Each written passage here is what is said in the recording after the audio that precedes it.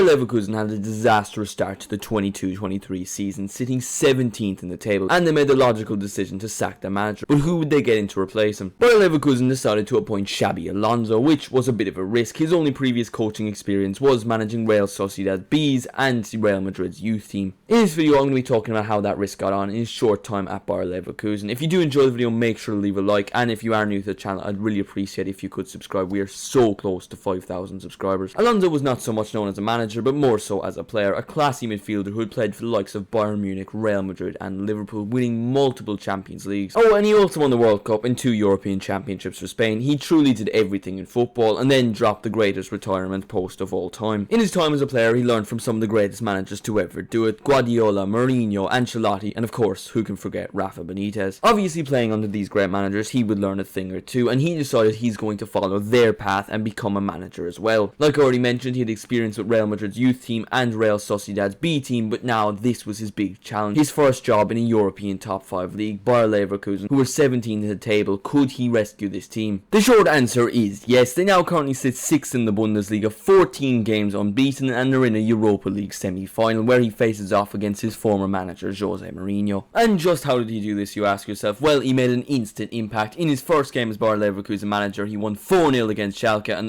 then he lost 3-0 to Porto in his next game. And then just a couple days later, he lost 5-1 to Frankfurt, but he got 2 more draws in the Champions League and nabbed a Europa League spot away from Atletico Madrid. And all of a sudden, things began to click. Leverkusen won their next 3 games, including a 5-0 win over an in-form Union Berlin team, and then football took the break for the World Cup. Football returned after the World Cup finished, and Bayer Leverkusen have played a total of 15 Bundesliga matches, winning 9, including notable wins over the likes of Frankfurt, Leipzig and Bayern Munich. Some of the games they dropped point in include Dortmund away, which is a very tough game. They lost that. The most recent match was a 0-0 draw with Union Berlin. I know they beat them 5-0 in November, but that is still a very tough game. But just how exactly does this Bayer Leverkusen team line up, and how does Xabi Alonso set them up? Now, looking at the tactical approach of Xabi Alonso's Bayer Leverkusen side, this is the lineup of their most recent match, a 0-0 draw with Union Berlin. Now, they originally line up in this 3-4-3 formation, but Jeremie Frimpong sees himself a lot more further up the pitch, doing a lot more attacking. This means Bakker ends up doing a bit more defensive work. The right-sided centre-back ends up becoming more of a right-back, and it becomes a back 4. This allows Frimpong to run up and down the wing, doing the attacking with having the defensive stability. Bakker rarely sees himself getting up the pitch. He's a lot more of a traditional left-back. Frimpong is what you call a modern wing-back. He does the attacking and does little defending. When Bayer Leverkusen don't do the ball, the 2 midfielders are going to be under pressure, so the back 3 covers them, so it adds a little bit more strength. If a fullback in this area has the ball, Diaby will press, Klojek will still remain there, giving the midfield that cover. And if a centre-back has it, Klojek goes there, Diaby drops back, and the wingers drop back into midfield, so they have that stability. While defending, like I mentioned, Frimpong is a little bit more loose, so you do see that back 4, and the midfielders do tend to cover for Frimpong, who does eventually get back. So even if his positioning isn't good and he is up the pitch, he still has cover, so it can't be taken advantage of by the opposition. And on the counter-attack, despite Xabi Alonso being a young manager, he isn't what you call a modern football manager. He doesn't like to play out from the back. While they can do it, and I do like the way they transition the ball from right to left and left to right, they don't use quick movements, intricate passes. They're not that kind of side. The only way they really do it is getting Frimpong on the ball, who's very good and very quick. He can dribble up the pitch, or Diaby, who's very similar. Both players are very capable of cutting inside or cutting outside. But what we usually see is one of the defenders playing a long ball up to Klojek, usually Patrick Schick. He's been injured this season. He's definitely the preferred striker in this role, as he's big, strong and physical. He can win those balls, those long balls. They'll win it. And you have dribblers like Florian Wirtz and Moussa Diaby, players that are good creatively. To really make this team work is the 2 central midfielders. They're both hard-working players, and the fact there's only 2 central midfielders means that they do have to be hard-working. Frimpong's a player who's always eager to attack. He gets on the ball, dribbles up, and he's very quick. Look at their recent 2-0 win over RB Leipzig. Frimpong won the ball back on a counter-attack, ran up the pitch, and won Bayer Leverkusen a penalty to make it 2-0. Bayer Leverkusen haven't been brilliant this season defensively, but it is a sound setup, and if you give the players a little bit more time to develop into the system by Xabi Alonso, I do think they will improve, and that is showing. In their last 2 games they've kept 2 clean sheets, and those 2 clean sheets were against Union Berlin and RB Leipzig, 2 teams that are competing for European football with them. I've done a basic analysis of how Bayer Leverkusen play under Xabi Alonso, but who have been the key players for him in his short time in Germany. The player I spoke the most about in my breakdown was Jeremie Frimpong, a man that is a fullback by name alone, because he basically plays as a winger in this system, as I highlighted. Just look at his heat map. He's in the opposition box more than he is in his own. What normal fullback scores 8 goals? And in Xabi Alonso's setup, it works. The former Celtic fullback has got 8 goals and 6 assists in the Bundesliga this season, along with 1 goal and 1 assist in the Europa League. One of Frimpong's many strengths is his speed. In a matter of seconds, he can win the ball off you, and he could already be in your your box. That allows him to go so far forward because he can so quickly get back and do the defensive work. And the system allows him to go so far forward and stay forward if he wants to, and you have to give plaudits to Xabi Alonso because Frimpong is the perfect player and he's utilising the best of his abilities. A player that won't get enough plaudits in this Bayer Leverkusen side is Andrich, who is an absolute workhorse in midfield and is a key part of their side. He's ran a total of 297.2 kilometres in the Bundesliga this season in a total of 28 appearances. Compare this to Jude Bellingham, who's run 4 kilometres more in just one more game. Andrich is in the top 11% in Europe's top 5 leagues for clearances and the top 16% for aerial duels won. While he's not going to get you goals or assists, he's vital for this team. Like I've already said a million times already, he is an absolute workhorse. Florian Wirtz, I'm not going to say has been a key or vital player to Xabi Alonso's Bayer Leverkusen side because he's only just back from an ACL injury. He's only come back in the last couple of months. Since coming back from injury, his numbers have been good, don't get me wrong, 4 goals and 8 assists in all competitions, but I do think he will be a much better player next season and he's going to be really important for Xabi Alonso, so it's more of a prediction than an opinion. Wirtz is only coming back from injury now, but you also look at Patrick Schick, who's only played 3 Bundesliga games this season. When he comes back from injury, I think that would be a huge boost to the entire team, as he was their top goal scorer last season. The medical staff are apparently confident that Patrick Schick will play again this season, and that is a huge boost because what can they do with the remainder of the season and the few games they have left? Bayer Leverkusen are currently in 6th, which means they will be playing in the Europa League next season. They are 8 points off the Champions League spots, which seems unlikely with so little games to go. So it looks like they will be playing Europa League football next season, unless of course they can go on to win the Europa League, which they are currently in the semi-finals of. Roma versus Bayer Leverkusen, Mourinho versus Xabi Alonso, teacher versus student. This is going to be such an exciting semi-final. Bayer Leverkusen haven't won a trophy in 30 years, so the perfect way to do it for Xabi Alonso in his first season is to win the Europa League. He's definitely going to find it difficult because, well, he's up against one of the greatest managers ever in Jose Mourinho, and then he has to play either Juventus or Sevilla in the final, so it's going to be a difficult task, but I do have faith in this Bayer Leverkusen side and I have faith in him as a manager. I see Xabi Alonso sticking around the Bayer Leverkusen for a few years, maybe winning a few trophies, potentially even competing for a league title with the likes of Dortmund and Bayern Munich, and I also see him replacing Jurgen Klopp at Liverpool. I know it's an obvious pick because he played with Liverpool, but I also look at that Frimpong role and I think about how good Trent would be there, and I just think it's a match made in heaven for Xabi Alonso to take over at Liverpool in 2026. But let me know what you think in the comments. What have you thought of Xabi Alonso's time at Bayer Leverkusen, and do you think they can go on to win the Europa League and win their first trophy in 30 years? It's crazy to me that they haven't won a trophy in 30 years. This was a bit of a different video. I don't usually do these tactical breakdowns of managers and their seasons, but I thought I'd try something new. Hopefully this goes on to do well. It is also a bit longer than what I usually do, so again, hopefully you all enjoy it. Make sure to let me know by leaving a like or saying something in the comments. Thank you all so much for watching. Make sure to leave a like if you enjoy, subscribe if you are new, and I will see you in the next one.